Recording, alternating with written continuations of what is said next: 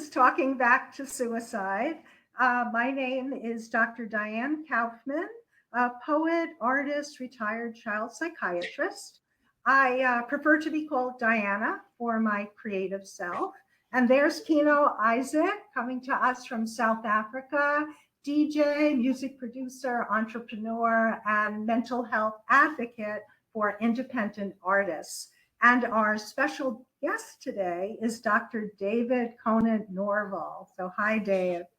Thank you. Dr. David Conant Norville is an esteemed physician. He is board certified in both child and adolescent psychiatry and general adult psychiatry. He's a distinguished life fellow of the American Academy of Child and Adolescent Psychiatry and the American Psychiatric Association. Dr. Dave, as he likes to be called, is founder and clinical director of Mind Matters PC in Oregon and president of the nonprofit Mind Matters Family Center. And I worked as a child psychiatry at Mind Matters PC up until my retirement on June 30th, 2023. And I can attest from my own clinical experiences to the quality of mental health care and treatments at Mind Matters provided under Dr. Dave's leadership. Dr. Dave was a collegiate soccer player at Stanford University and is a third-degree black belt in Taekwondo. He has a special interest in sports and mental health. He was board member and chair of the Youth Sports Committee for the International Society for Sports Psychiatry. He's an author, lecturer, and presenter on ADHD and developmental challenges in youth sports. He's psychiatric consultant for the United States Anti-Doping Agency and psychiatrist on the United States Olympic and Paralympic Mental Health Register, as well as so many other sports and mental health roles and accomplishments. So, warm welcome, Dave, to Talking Back to Suicide. Well, thanks for such a warm introduction. You're welcome. So please, Dave, take it away. Share wherever you'd like to start with the theme of mental health, improving mental health for adults and youth, suicide prevention, and also a special look into sports and mental health. Sure. Thanks for bringing this up. This has been a really important theme for me. I grew up playing all sorts of different sports. That was before video games, before computers, actually. And so we spent time in the streets. We made up games. We played with our friends. In high school, I could actually be varsity letter in 5 different sports because there wasn't such a focus on individual sports. And then we'd play other sports that weren't even offered in our high school. And one was soccer. So I ended up going to play collegiate soccer, even though I'd never played a high school soccer match. We had our own club team that we developed. But, it was a different time for sports. And now sports have become very organized, like a lot of things, including medicine, and very monetized, and even in child sports. And one of my big passions is youth sports because I see it as such a metaphor for life and growth and maturity. But I've been practicing child and adolescent psychiatry and adult psychiatry and sports psychiatry. I've seen how sports can have, it has 2 edges to this sword. It can be helpful, but it can be very harmful. And I've seen the harmful side enough, where kids and adolescents become very demoralized, very discouraged. I've seen, take on roles of being the important provider for the family, the identity that the parents either are over demanding or capitulate responsibility to kids or adolescents, especially high performing adolescents, and they don't develop in a in a fairly normal way, and they don't develop resilience. Now, that's not to say that that's always the case. It's the exception to the rule. But one of the challenges in youth sports and developing athletes in the future is developing athletes that are capable of doing well and not vulnerable to depression, anxiety, and feelings of hopelessness that can lead to suicidal ideations and actually completed suicides. So I've had the privilege of working with kids and elite athletes, and my most recent gigs is I'm the psychiatrist for the PGA Tour and now the LPGA, the women's tour, and so I've had a chance to work with elite golfers that are the best in the world, but still depressed, and some of them suicidal. Just had last week, I got an emergency call from our psychologist about a golfer that was just had just woken up from a suicide attempt. Very, very serious, and it was sort of a metaphor for the kind of things that can go wrong and the kind of risks that are present. I think, Diane, you said that this is all about stories. Yes. And psychiatry is the gift of psychiatry is you get to talk to people about their own stories, and not about the data, but the data is important as well. The data is that gosh, I was looking at a research study that looked at the NCAA suicide rate for athletes, and looking at a 20-year study from 2002 to 2022. And the good news is the suicide rate for athletes and suicide rate was lower than for non-athletes. The bad news is that the suicide rate for athletes doubled in the decade between 2012 and 2022. And the suicide rate and suicide rate that was for males, and the suicide rate for females went up quadruple from 2011, 2012 to present.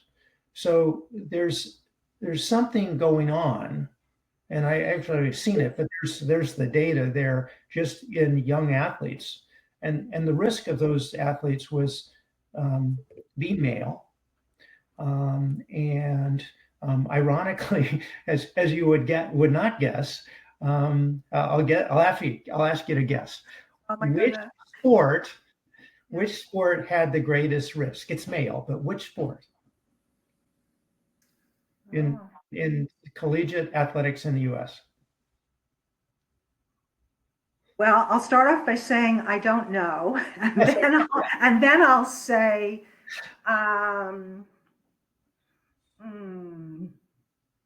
gymnastics. Is that considered a sport? That's a sport. It's a big collegiate sport, and the answer is it's female. There's male gymnastics too, but mainly female. No, Kino, you have any guesses? I'm going to take a shot here. Football? No, actually. No, it is men's cross country. Wow. Okay. Yeah, say it again, Dave. I didn't catch you. Men's cross country. Oh my. Long distance runner men. And there's no explanation for that. It's just that, we in psychiatry, when there's no explanation, we just make one up, I guess. But we hypothesize, and then we have to check it out. And right now there's okay, that's the data though. And is it going to continue? Is it that way in other countries? I don't know. The real truth is there's really not very much research done on suicide and suicidal ideations in athletes. there's this belief that athletes don't have, they're protected because they're athletes. The reality is they have mental illness like everybody else. They have a lot of stressors that are different. Some of them are they have support systems, but when the support systems disappear, or when their ideas about their own capacities diminish, when they get injured, when they have quote failures, or they don't win the championship or don't get a gold medal or something like that, it's very upsetting. And for many of them, they've also been in situations where they've been abused, and nobody talks about this either. The risk of, there's one study that looks at suicidal thinking in elite athletes, and particularly in female elite athletes, and many of them have been sexually abused, and didn't want to talk about it.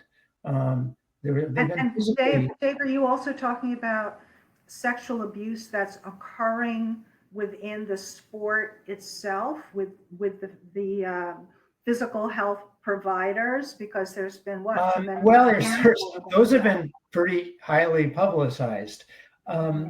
There's all sorts of sexual abuse. But probably the most common one is the young athlete that's not quite at the highest level, that wants to do everything they can to get their imminent success. They're almost there, and they just want to please people, and they are at risk of wanting to have this special relationship with a coach, with an older mentor, and they're very vulnerable. And so I'll do whatever it takes, sort of thinking. And so, but this, I'm so special, and she, and it can be male or female. And there's documentation in the press about, male and female athletes being abused. But the concern is this has a lasting impact, which is not surprising to any child psychiatrist who has to deal with a lot of sexually abused kids and adolescents. But we don't think about it with athletes, because athletes don't like to talk about their vulnerability. They're able to overcome it all. The one problem with elite athletes growing up as adolescents is they don't really grow up. They are focused on, instead of being an adolescent that's going to try lots of things and fail in some and be successful. They have to be successful. They're constantly pushed. They have to give up a lot of things, including relationships with peers, a lot of other outside interests, to focus on the one interest that they are pushed into.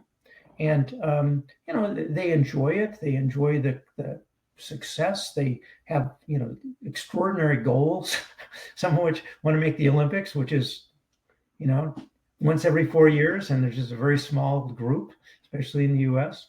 And so they give up a lot of things, including learning how to cope with adversity. They learn how to cope with adversity, that sometimes they win and lose, but oftentimes they give up responsibility for planning and organizing to their team, which may be their coaches or their parents, or they're driving them, or somebody else. So they are focused on the one thing, but they just haven't seen the real world. And when the real world comes to greet them, they're not quite as prepared. So the real world can come as a form of injury, rejection, a loss, going to the Olympics and losing, or, it's not much fun when you're focused on that. Just, Major League Baseball, we just got done with the World Series here in the United States. And, the winners are happy. The losers are down and discouraged. And how am I going to cope with this? But, these are adults, and it's like we go on because it's sports. But when this is your your identity, which is a lot of young athletes, is a challenge. The other thing is that pro athletes, they here we are, Diane, you and I, and it's like, now we're ready to retire. We figured out how to do this because we're old.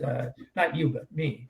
But you're always young. But athletes age quickly, and in just thinking about how long their careers, it's very short, and they don't really prepare for retirement, even if they've done really well.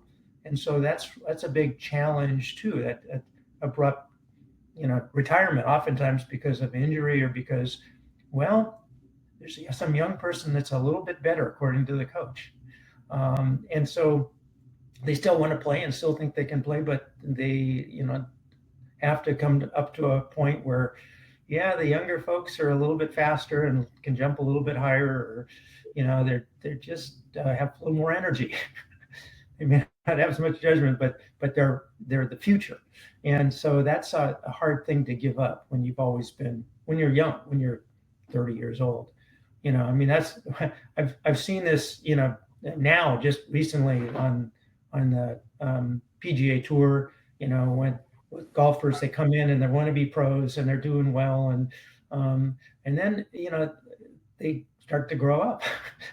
they sort of have relationships, and they sort of maybe partner up or get married, or they're traveling all the time, and then they maybe have kids, and the kids start to grow up, and the kids are going, "Where's dad?" For the LPGA, the issue is, should I have a kid? When am I going to have a kid? What about my relationship? I can't be traveling 30 weeks a year and have a kid, or two or three. So they have to make that decision, like, okay, I'm going to have even a shorter. So the pros in their 30s are sort of saying, well, I think I need to stop, or they're having a kid and taking some time off and then trying to come back. And so those are some of the challenges and the stressors that come on for the athletes at all levels. And so this can lead to depression. The Olympic blues are like, you go to the Olympics and you don't win, or you go to the Olympics and you win, and then what? The U.S. Olympic Paralympic Committee or have really put a lot of effort into screening their athletes on their mental wellness, both pre and post.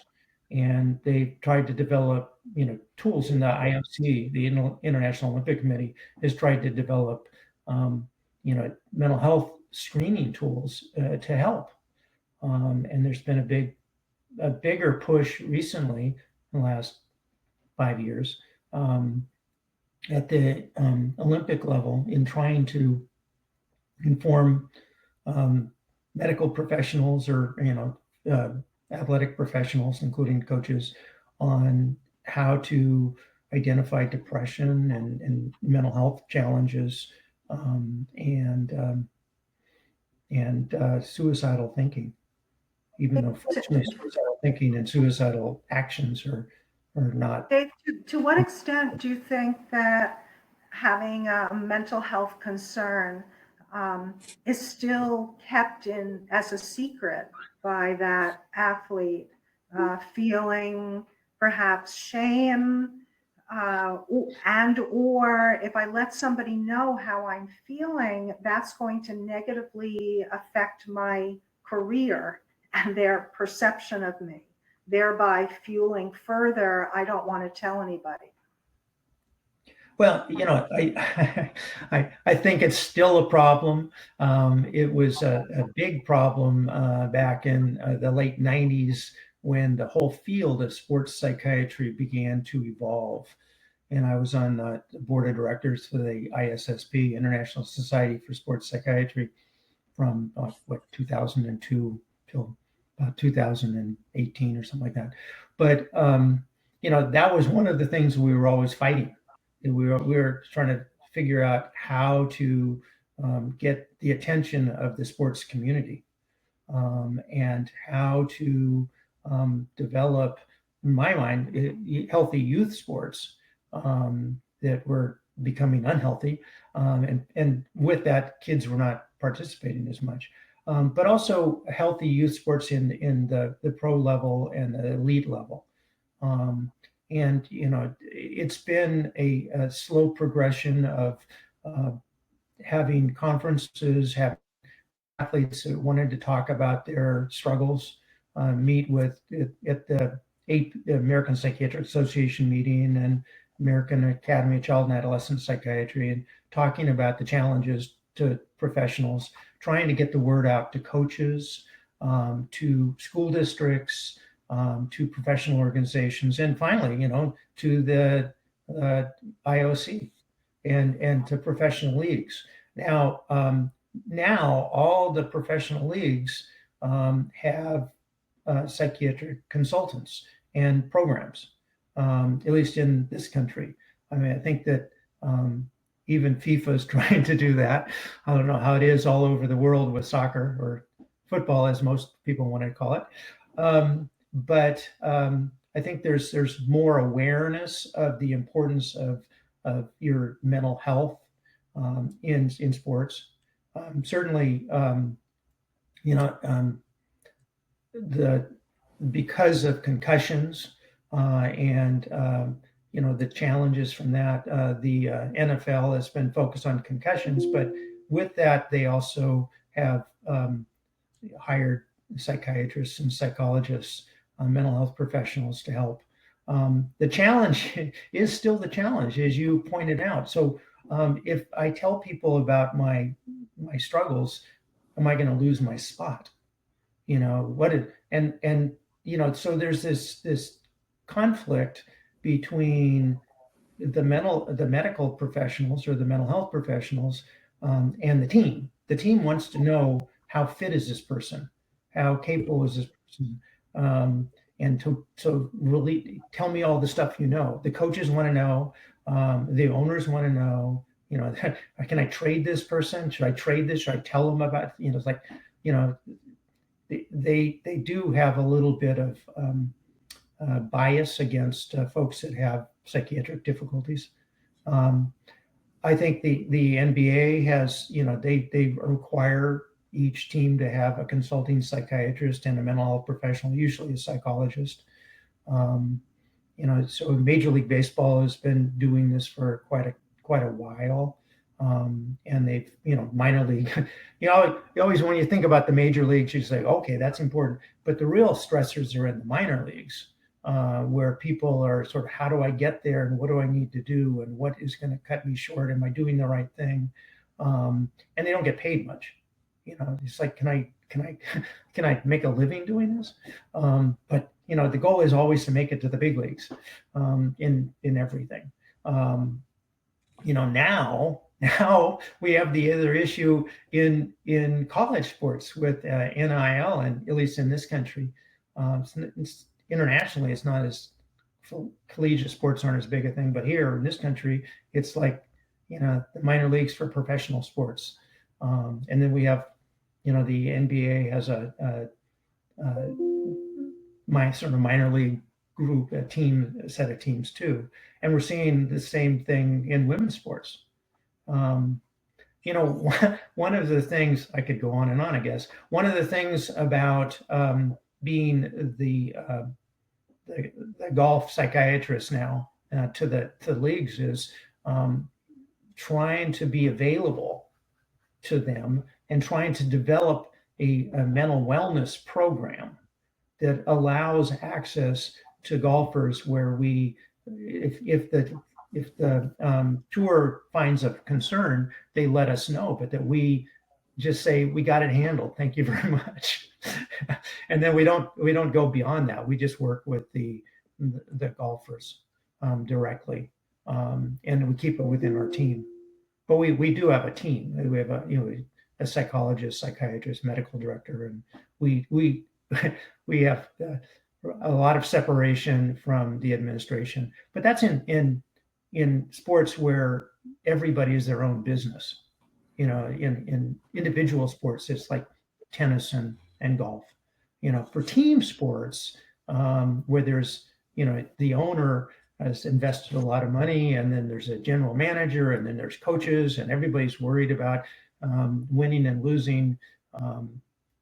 It becomes a little bit harder for the mental health professionals to sort of keep their distance, at least according to the folks that I've talked to. And when they do, sometimes they get the scorn of the owners and they get fired. Dave, can you say something about use of steroids, how an athlete might potentially get involved in that, and what can be the psychiatric and other consequences of steroid Oh, use? yeah, sure. There was an interesting study that I found of powerlifters from the 60s and 70s in Sweden. And this was before WADA, World Anti-Doping Agency, and anti-doping efforts. And steroid use was the way to do well. And so they found that, in those sports, there was a significantly elevated risk of suicide. And we've seen this in other sports too, where there's, fairly unsophisticated folks are using steroids at high levels to build muscle mass. And it does have a pretty adverse effect on their mental health. They get angry and impulsive and reactive, but then they stop and they go through withdrawal effects, and they get maybe more depressed and discouraged. That is complicated now by anti-doping efforts, which are pretty good at picking up anabolic steroids. They're not quite as good as some of the proteins like growth hormone and stuff like that, erythropoietin, and then some of the other novel doping strategies. But as far as steroids, they pick them up, and then people get suspended for steroid use. Sometimes they're using, and sometimes they're not using. Combat sports. One of the things I do is I psychiatric consultant to the Voluntary Anti-Doping Agency, which is for combat sports, particularly boxing, but also martial arts and stuff like that. And it's voluntary because many of the athletes actually use steroids. And so if you're going for your world championship belt, and you're going against, and you're not using steroids, and you're a skilled fighter, and the other person has come in and all of a sudden has done really well and big muscles and that kind of stuff, and they're being steroid, you sort of want to say, I don't think this is a fair fight. And so and steroid use is a quick way to build muscle. So they say, we're going to have anti-doping here, so it's voluntary. So if you want to, and a lot of the the folks that set up the fights want that as well. So now there's an effort to have anti-doping there, just because it makes it a fairer fight. Now, one of the challenges of steroid use is nobody wants to say they're using steroids. How'd you get so big and strong? Well, I worked out a lot. I really trained. It's like, well, gosh, you look like you're using steroids. But folks that have been around steroid use for a long time can pretty much pick it out, just because there's just exceptional buildup around neck, shoulders, chest, and then their fat level is down significantly. So there are people that use anabolic steroids for all sorts of things under the. Now, the real challenge ends up being in young kids who are at the gym, and then somebody says, "Here, try these; it'll make you bigger and stronger." And they're pushing weights, and they're like, all of a sudden they're bigger, and stronger. There's no anti-doping for high school, but there's a high risk because hey. Adolescents want to take risks, and it's like, especially if there's a big payoff, and there's a quick payoff, and they get stronger. But then they get to college, and then there's anti-doping there, so they have to figure out what to do. But that's a big challenge too. Now, how do I back off from this bad decision that I made? Oftentimes, there's a risk that they won't make the team now, and so they put everything into this, and then they become discouraged. One of the things I didn't highlight as well as I wanted has to do with a common thing that I've seen with athletes, which it was really highlighted this last Thursday when it had the golfer that was recovering from his overdose. Basically, he'd never, no family history. He'd been, sort of doing really well in the past. He really is, profiled as a minority athlete.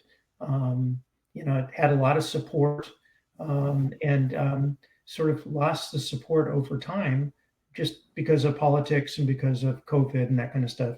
And he was really struggling and discouraged, but he grew up in a family where nobody talked about their feelings. He never talked about his feelings. He thought his job was just to suck it up and live with it. And so he got to the point that everything was so overwhelming. He hadn't played good golf in like 4 or 5 months. Well, why? Because he was depressed, because he couldn't sleep well. He wasn't eating. His energy levels low. He lacked enjoyment. He was very discouraged. He was in a bad relationship that was getting worse. He had a 4-year-old kid that didn't know what to do. And so he was just like, instead of turning, he didn't have any friends. He had one good friend and, barely working on a relationship with his family, very isolated in a sport where you travel all the time. So you're always isolated. And then where the folks you play against are your competitors. So are they your friends? Well, they're sort of your frenemies, friends and enemies. His solution was, I'm going to pack my bag, go to a hotel, and take an overdose. And so fortunately, he was very unsophisticated in his overdose attempt because it could have been lethal.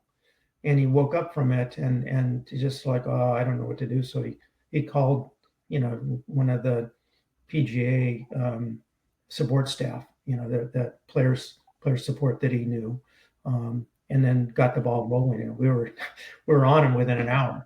But and he's open now to getting help. But before then, he just really hadn't even thought about it. It was like, this is my cross to bear, and I can't take it anymore. And that was almost a lethal event. So, that's one of the challenges that goes with not getting out the information to other people about, everybody has some challenges, and ask for help when you need it. And so we're trying to do a better job on the PGA Tour getting the word out, but it's a slow process because there's a lot of headwinds, a lot of denial that's out there. One of the positive things is that a lot of high-profile athletes over the last 5 or 10 years have really come out talking about their own suicidal thinking and struggles, and have been in the media a fair amount. Michael Phelps is a great example. But Simone Biles, with coming out and acknowledging, and not only Simone, but many of the other gymnasts that were on that that gold medal team came out about being sexually abused and feeling overwhelmed. The many other athletes that have talked about their depression from many sports, and pros, Olympians, and so that helps the whole idea of athletes are human too, and so that, and then with that comes the role of athletes as being mentors to others and being examples. And so then kids see that and go, oh yeah, well, they had it. I guess I can have it too. So they want to get more help. And we've seen that at lower levels, and especially at high school levels. High school coaches are much more tuned into kids' mental health than in the past. So that's To what extent are athletes at increased risk during parts of their career of alcohol and substance use as a form of self-medication? well, yes, that yes, alcohol and substance use. Historically, that's been a big problem. Even on the PGA Tour, it was common for golfers to drink a lot. I can tell you right now that they're all about health. they're there's an anti-doping program there. They don't dope. They are. I'm just talking with them. They're about working on sleep. They have a nutritionist that works with them all. They have their own team. They're athletic trainers. They're physical therapists. They have their team with them. I think that in looking at and that's the same with a lot of other athletes that's not the coping strategy they use, because it's become pretty evident that getting addicted to something is your way out of sports. And there's lots of examples from older athletes that were like that. I think the risk ends up being the highest risk ends up being at the collegiate level. There's lots of data in the NCAA about collegiate athletes using alcohol, mainly alcohol, as opposed to cannabis and other substances at a much higher rate than other collegiate, or collegians, college students, and it seems to be a coping strategy that they do. It's more of a group strategy than individual, but it becomes a problem. There are other things that they do that are risky too, and one is been highlighted as gambling. And they collegiate athletes gamble at according to the NCAA at a much higher level than the typical students. And again, it's sort of like getting distractions from sport and going off to doing other things and sort of but it's the drinking is usually binge drinking. It isn't continuous drinking. It's drinking when they're off, and then having contests on drinking like everything else. So it's all about winning and losing, and they sort of don't see the gray area.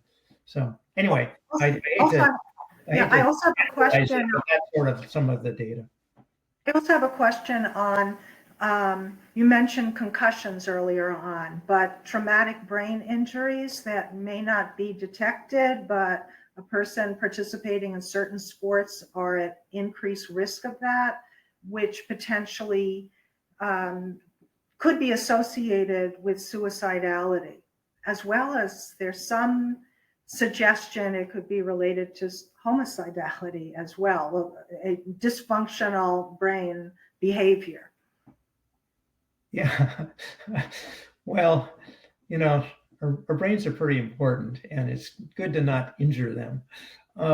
One of the challenges in contact sports and combat sports, and even basketball and things like that, is hitting your head. And just like driving a car and getting in a car wreck, if you hit your head, your gelatin-y brain bounces back and forth in your hard skull, and you can cause an injury. These are often called concussions. It's a pressure wave goes through. In trying to understand that, it's sort of like, it's a little bit like a bruise, in that the stretching that goes on breaks little blood vessels. And so a lot of the challenges end up being the long fibers in your brain and sort of the fiber tracks. And it isn't like a tumor or something like that, or a major bleed like a stroke. It's a sort of a little bit harder to detect. And the good news is most folks with concussions recover within a week or two. I mean, fully recover. And it still takes time. There's the concussion can be a little confusion, difficulty with gaze, dizziness, feeling sick to your stomach. There's all sorts of little pieces that go into this depending on what part of the brain's been challenged. But some folks don't recover quickly, and they have a prolonged concussion. They may have more neck pain. They may have more visual challenges. They may talk about brain fog or difficulty with attention, concentration, focus. And one of what we've found is one of the long-term sequelae of concussion is depression. It could be a depression or ADHD. And, we pick these up in folks that usually have multiple concussions. These are folks in combat sports, maybe football, rugby, hockey, things like that. The bottom line is if you have a concussion, don't get another concussion right away. It's that second concussion syndrome that really causes the problem. And because it's hard for the brain to recover from the first concussion when you've had another shake of the head, so to speak. It just mixes things up, causes more little injuries to microvasculature, and it just doesn't heal right. So some folks they've found have this thing that called CTE, chronic traumatic encephalopathy. It's a diagnosis that is only made at autopsy. And so the concern is that for folks that have been in contact and combat sports for a long time, like professional football players, et cetera, boxers, MMA fighters that fight too much, that kind of stuff, that they, despite the effort to protect the head with helmets and rules about, stopping fights and that kind of stuff, there's still injuries, and they're repeated injuries that, cause changes in behavior.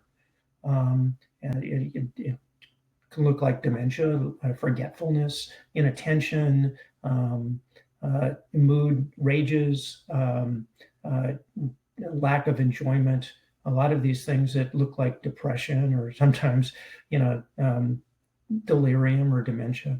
The brain isn't working very well and leads to impulsive behavior, carelessness, accidents, but also intentional things, especially if there's access to lethal means like guns. Firearms are really high risk. That's why, female athletes may have more suicidal thinking than male athletes, but male athletes tend to have more access to guns, and just like in the general population, they may be more lethal. And so athletes that may have guns at home, they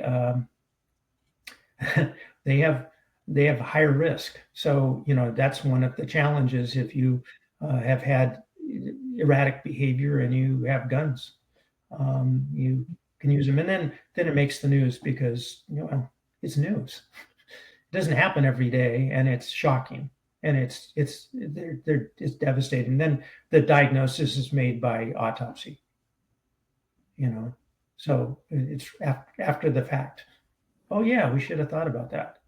But and so there's a lot of effort going into protecting heads. New helmets, new rules about practice, things like that.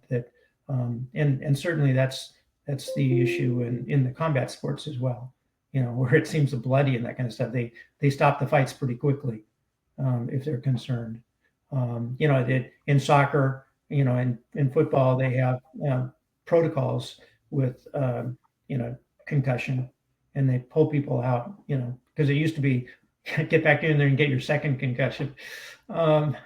And anybody like me who's had concussions in sports knows it takes a while to recover, and there always is that pressure to go out and play some more, even if you're not able to play well.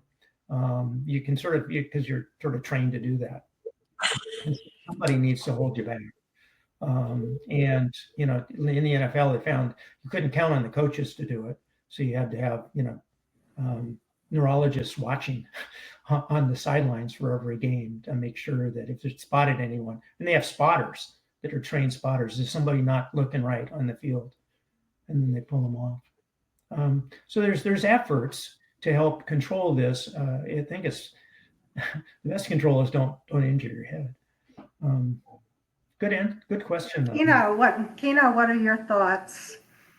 Kino, you're awfully Wow. quiet. Even there's so much to process when it comes to this topic. And I mean, the 10 minutes I have is not enough time to really take a deep dive into the solutions on what we can do globally to fight suicide, mental illness in sports. But firstly, at the start, you said, sports has become more organized and monetized, which I agree. There's one more word I want to add to it: political. Oh yeah, we see it happening, how, sports teams are getting weaponized, for political agendas. It's happening all around the world. You just need to look past that veil to actually see it. But it's not the same anymore. I mean, when I think about my school life, more specifically primary school, like I was into any sport: hockey, soccer, cricket, rugby, you name it, I was involved. It was a different time, different era. It was more fun than when I compare it to this day and age. It's not the same, so there's a huge change. While you were talking, I was actually researching, reasons why, this is happening in sport. Because as you said, we can't pin it down to one specific reason. right. Can't. It's like we have to break it up, and then we have to get specialized teams, my opinion, to focus on each, reasoning why this can happen. And, the first one that popped up was identity and pressure, which you mentioned. And I can relate to that. I'm sure we can all relate to that. So imagine if you had to take, my identity away from me: podcaster, DJ, music producer, what's left? What's left for any of us if you take that away from us? So that's one of the reasons that popped up, which you talked about, identity and pressure, which can lead to suicide. The second reason was extreme pressure and wanting to be perfect. Also true. I agree. You want to be the best. You want to be perfect. You're always getting judged and criticized by the fans, by the coaching staff, by the club, by the owner. You always, the owners and the coaches may come out, in a press conference and be like, yeah, we're fully behind our team and the players, no matter what. But in the locker rooms, it's a different story. Once again, my opinion, we don't see really what's happening, behind the scenes that's causing athletes to want to, do something to themselves. And I would imagine criticizing themselves, internalizing all that. Yeah, exactly. The third one was injuries and chronic pain, which, you explained well as well. I don't need to, jump further. Because, if you have an injury that's going to be, tarnishing for your career, you get told, look, you're not going to play anymore.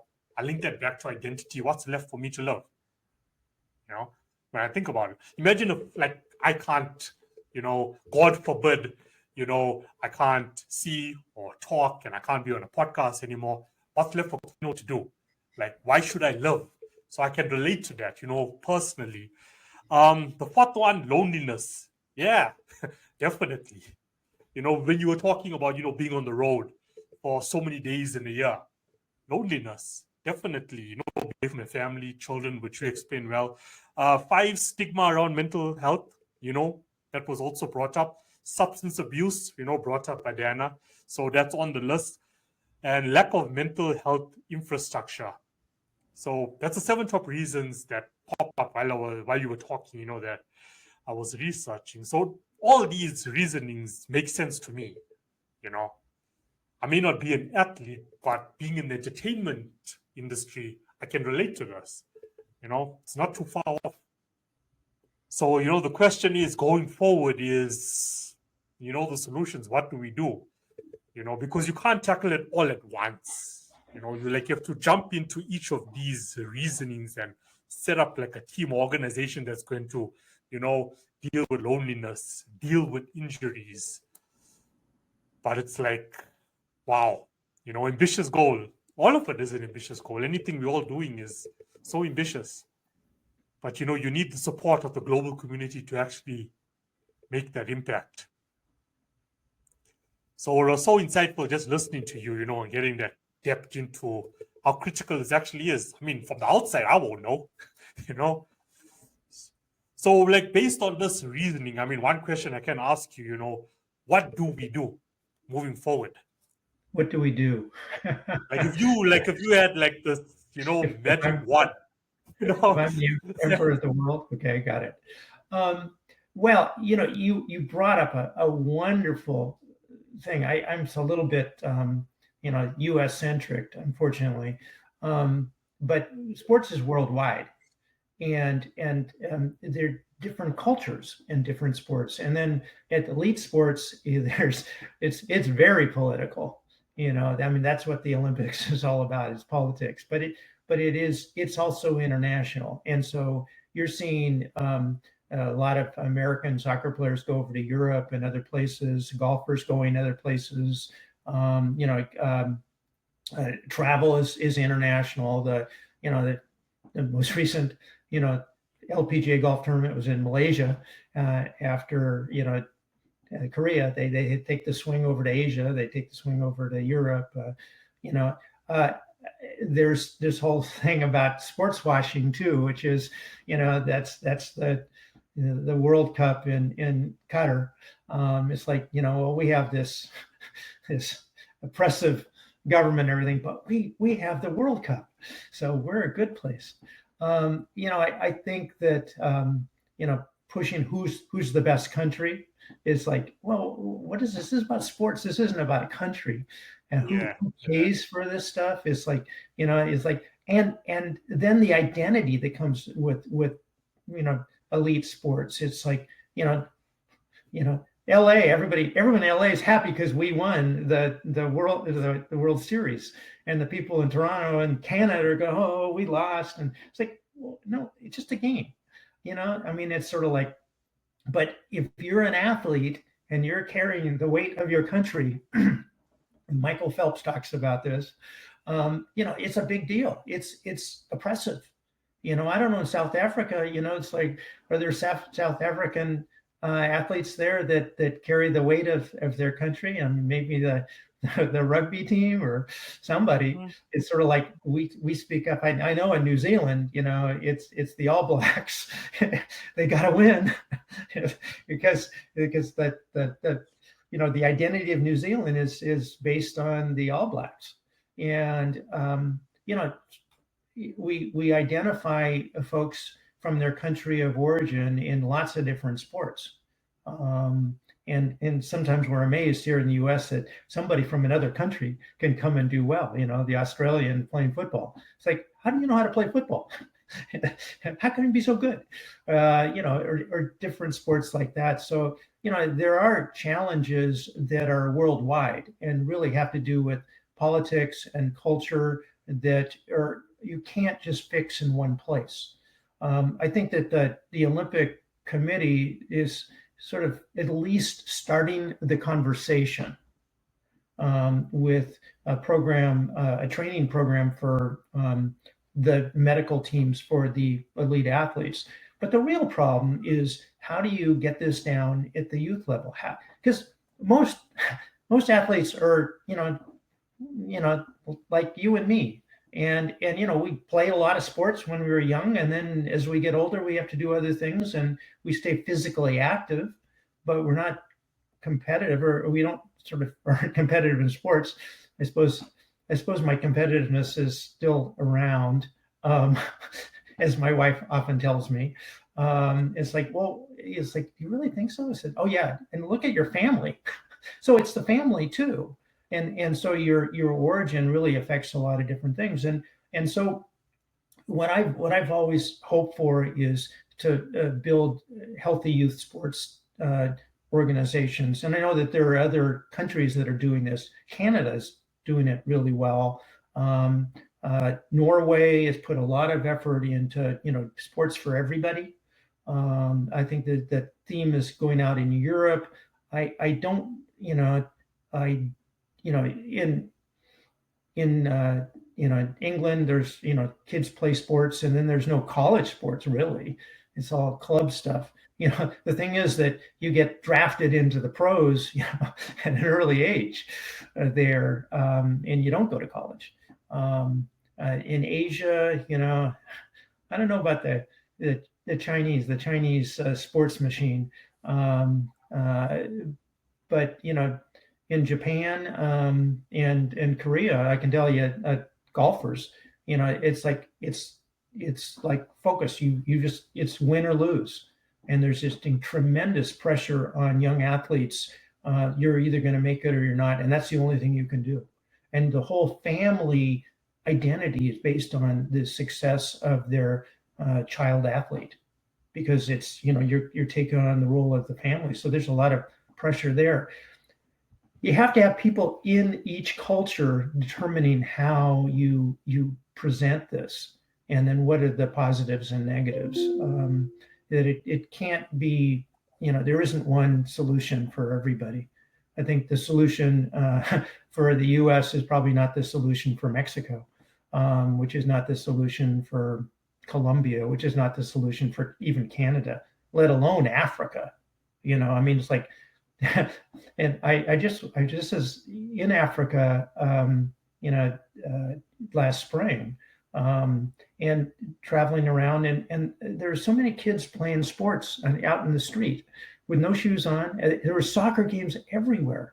There was all sorts of things. I couldn't tell you. They seemed to all be having fun. I couldn't tell you what the system was, and other than I just enjoyed watching them, because it's like it was no big deal, and they're just running around in the dirt and kicking the ball. It was not fancy.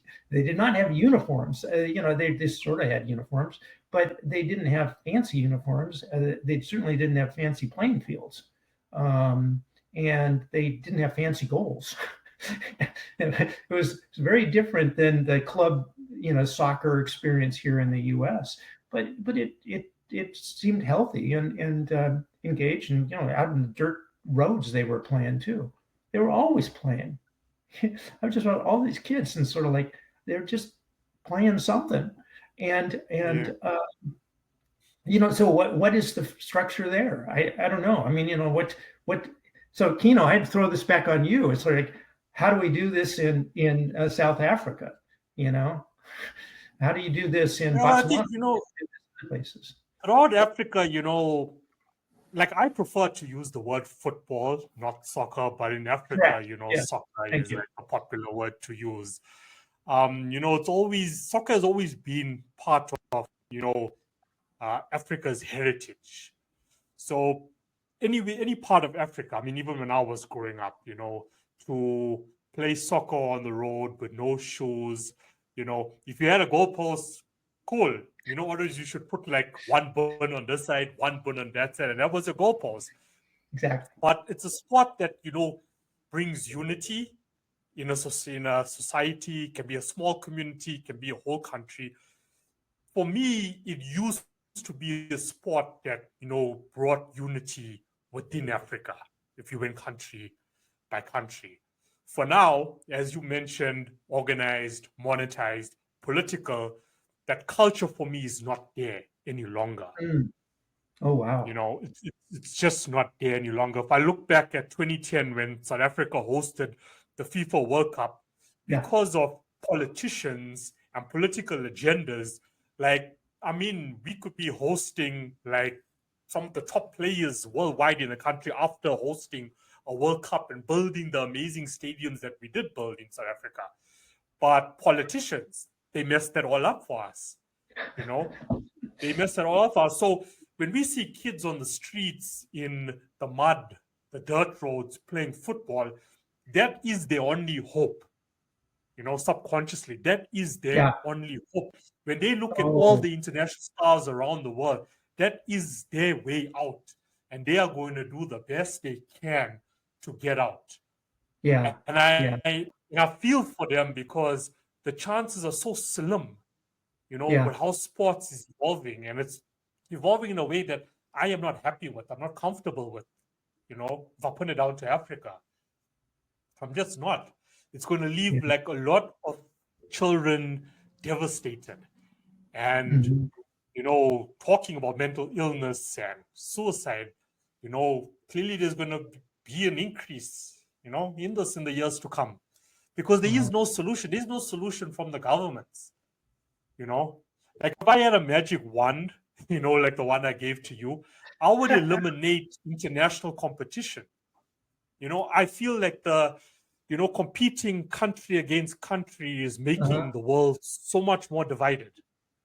Yeah. Like I don't watch any international sport. I don't watch the World Cup. I mean, yeah, at the time in South Africa also World Cup. Yeah, I should think differently at that time. But now when I look at it, it's just making us so much more divided because we're competing with each other. And I hate the word competition and being competitive, like how we were all brought up to do, because it's making me feel like I'm better than you.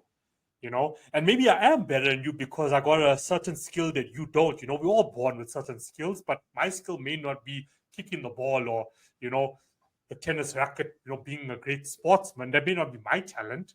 But now I got such a low self-esteem as a kid in school growing up because I'm not as competitive as my father wants me to be, as my mother wants me to be, like the school wants me to be. Like you're forced to play sports because I need to be competitive. And then you're not so competitive and you're getting judged because of that, and there's another reason, that leads to mental illness and depression and anxiety. I'm not good enough, Yeah. Right. No, and that's what's absolutely. happening in Africa, my opinion. So those kids kicking that ball is their only hope. Only Yeah. hope. Yeah. Dave, Sad. Dave, I have a question for you about in terms of preventative measures promoting mental health. To what extent is education around sports mental health directed towards families, directed toward the parents, of course, towards the kid, but also directly to the family and the family environment? Well, that's a that's a good question. I'm still mulling over the idea of let's get rid of international sports. It's like, oh yeah, um, you know so Kino, we have the same challenge here in the U.S. With inner cities and basketball, particularly other sports. It's like the escape from poverty and the one opportunity, and it's overly aggrandized. It's like you can make it, and just the whole idea of becoming an elite athlete or pro athlete, it disappears, and it's this empty promise that is for everybody, and so including me. I 12. I know all these kids that want to be pro basketball players. It's like age 12. There's no way. Yeah. It's like it just doesn't happen. But they have opportunities to do other things. And if you don't have those opportunities, it really puts you at now what? Now I don't have any opportunities. But to get back to Diane's question about, well, what about the parents? um, there's very little effort that I've seen other than the popular press in talking to parents. That's been one of the challenges that I've seen with folks. I think there's more effort in training coaches, some of which are parents, but in sort of the organized situation where coaches or are part of the organization process. If you teach coaches about developmental expectations of kids at different levels and what to expect, and what not to expect, and what their role is, I think there's been more effort there. That's what I've done most of my writing on, is actually of developmental, child development and sport, at different developmental levels. And what are the levels, and what do the coaches need to be clued in on? What are coaches coaching grade school age kids, middle school age, transition into adolescence, high school age to college age. It's like, because with each age we make them school based, but with each age is developmental challenges and expectations and the level. And so, one of the areas where I think the coaches put a lot of effort is in the younger kids and the middle school age kids, the transitional age kids, with the more older adolescents, the higher level of kids that haven't quit already. I think that there's less push with parents, and the parents get sucked into recruiting for college and all this other stuff. I mean, it's like, at least in the US, because there's college scholarships and now the NIL, it's like, how much money am I going to make in going to college and playing sports? It's like, and then you don't make the pros, or you get cut, and then what? So it's as far as the infrastructure, I think it just doesn't exist, quite frankly. It sort of depends on the league. The USOPC is working with all the national governing bodies for different sports to build developmental strategies and toolkits for coaches. And it was led by USA Hockey, of all things. And sort of like, so they sort of say, okay, if you're coaching this age kid, these are the things you work on. You don't worry about winning and losing. You worry about getting skills. You worry about engaging the kids and the families. You worry about, sort of, can you be there? Can you afford the equipment? Who can get the equipment for you? Can you be safe? What are the rules? No, you can't high check. You can't hit people in the head. You can't, there's no fighting. There's no fighting in hockey. What a novel concept. But, for little kids, that's the rule. You can't play if you're going to fight. I wonder, in the development of that toolkit, if it couldn't be adapted to parents. Yeah, well, I think caregivers, and probably not so hard to adapt it. Yeah, and so part of the thing is, when you have young kids, you have parent meetings and say, these are the rules. This is what we're doing. This is what our goal is. We want to teach your kids these skills, and we want your kids to have fun. The main thing is just, this is fun. And so, parents tend to, want their kids to excel or things like that. And there's a lot of, they put a lot of effort into that. And the challenge is always coming back. This is just for fun. This isn't for being, perfect, or, we have a growth mindset here. We're about growing and experiencing life as it comes. And then those teams that are successful have parents that are supporting each other and sort of having fun as a group, and they do other things as well. But I think that, again, education is good for those that want to be educated. The people that need to be educated don't like education. It's like in everything, and so in parenting, and also those that want parenting classes and those things. So apropos of what you just said, for those who may be listening who want to be further educated, is there a resource or website that you would recommend to learn more about positive mental health for those in sports? Yeah, there really is. I like Project Play. It's out of the Aspen Institute, and it's an effort. I actually participated with them early on, that started, I think, 2011, 2012.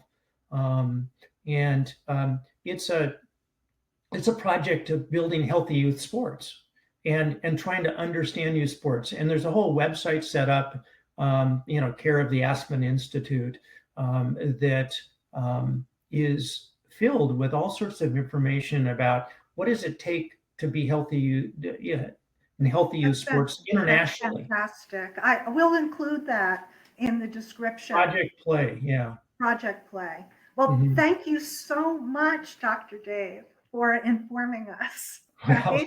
Because we want to learn, right? And we should all want to learn, right? well, And to bring back healthiness and play and team spirit, right? And not being afraid to reach out for help for athletes and young sports players as well. And for perhaps also athletes that are no longer in a professional career as an athlete, that they have the rest of their life to live, right? With purpose and positive attitude. So thank you so much. this has been fun. Thank you, and thank you, I think Diane. just And, before you you know, go, yes, just Well, before you go, we should actually bring you back, in the future to come because, competitive sports is now moving to the digital space. Gaming is becoming like yes. the in thing and trend now. And for me, I feel there's going to be a mental illness impact there, critical impact there. So yeah. can we prevent it? Yeah. Yeah, so Esports. you're going to be invited back, Dr. Dave. I better learn about esports. Uh-oh. Okay. Yeah. So Bye, we can all everybody. prepare. Bye. All right. Thank you very much. Bye-bye.